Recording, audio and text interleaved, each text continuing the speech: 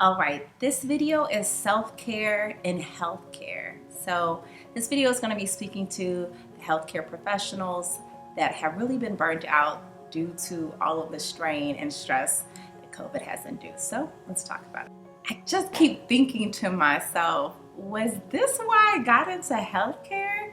To feel so tired, so burnt out from helping people? Like, that just can't be right.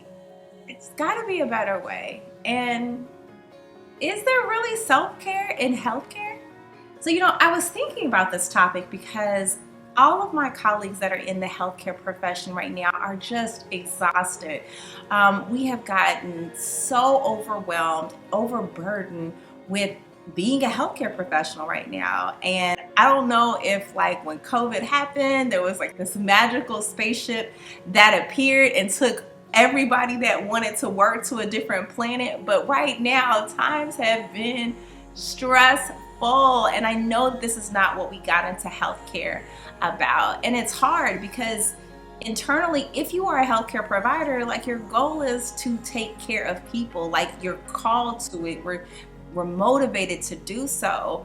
But in return, are you losing yourself in the process? And so I want to speak today about a couple things that healthcare professionals have to do to make sure that their self-care is being attended to, because you can't help everybody if you're not helping yourself. So let's talk a little bit about 3 things that I think will really help healthcare professionals get that balance back and stay taking care of themselves in that self-care, moment, because we need that. Like, we need to take care of ourselves.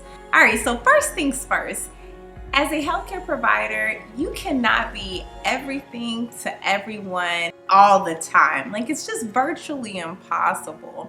I know I felt this burden. Actually, I kind of think I felt guilt about it, because when I would have all these rooms going, 6 chairs at the same time, taking a lunch was something that I'm like, I can't do that because I have a patient here and that patient needs me.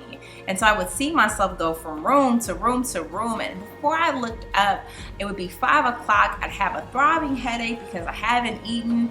Couldn't even remember the last time I even went to the restroom, like, just moving and doing too much. And what I realized was, by me taking little breaks throughout the day, what was helpful is that I got a chance to refuel myself and be able to provide that care that I needed. And I didn't realize that by me actually kind of not taking those breaks, at the end of the day, I would be exhausted because I hadn't had an opportunity for my body to just sit for a second. And so setting alarms for like 10-minute breaks on the hour, I think, is really important, because what it does is it allows you to go back, replenish, reinvigorated, revitalized, to be able to help people. And I just set now an alarm every hour on the hour. And at the 50-minute mark, even if I'm finishing up with the patient, I just wrap up and then get myself an opportunity to just stretch, go drink water, go to the restroom, grab a bite to eat.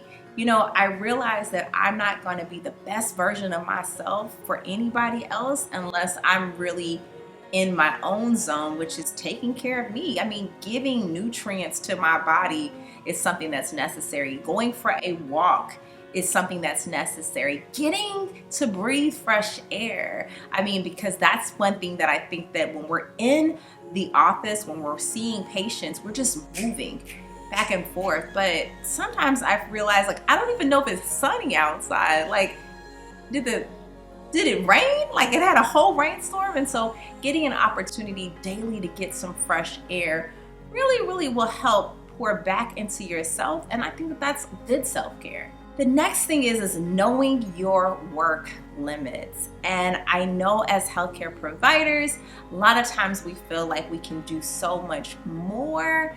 The reality is that we also have to have time to take vacations and reset. So for me, I realized, like, if I was working 3 weeks at a time, by that 4th week, if I'm going hard in the paint, like really, really providing the best care, by that 4th week, I'm exhausted. And so I like to plan a vacation for myself at least once a quarter. And if I can really squeeze it in, having a mini trip on the weekends at the 4th week really makes me feel like I am becoming, you know, a better human. Because when I get a chance to reset and get an opportunity to experience life, when I come back, I'm amazed at the experiences that I've had out on a break that really help me as a provider. I'm able to relate to people better.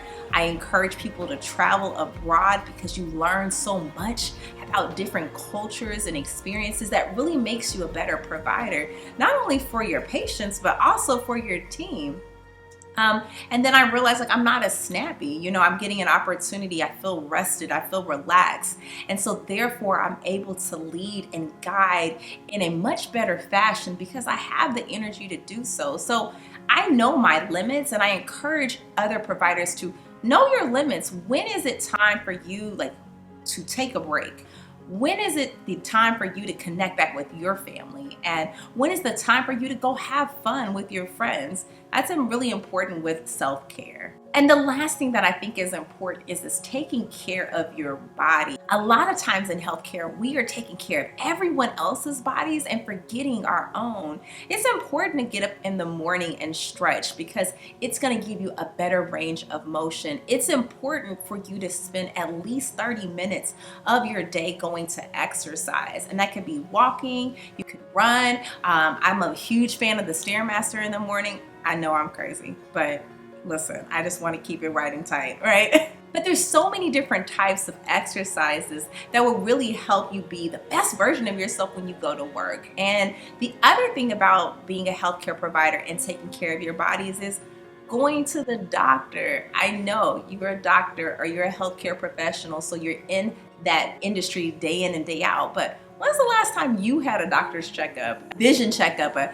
ear checkup? Like, we don't take care of ourselves enough. So what I'd like for you to do is just pull out your calendar and actually make an appointment to take care of you. Go see your doctor if you need to. If you need self-care and self-help, go see your psychiatrist and your psychologist if you need to be speaking to someone about the stress and the strain. Making sure that you're putting yourself first really will create a lot of longevity in your field. And let's be clear, just because you're a healthcare provider doesn't mean that you don't deserve the right for self-care. Loves, this is Dr. Simone Ellis, and if you're really enjoying this channel, please like and subscribe. We really want you to be a part of this community, and I leave you with this. I want you to live purposefully, I want you to laugh abundantly, and I want you to love intentionally.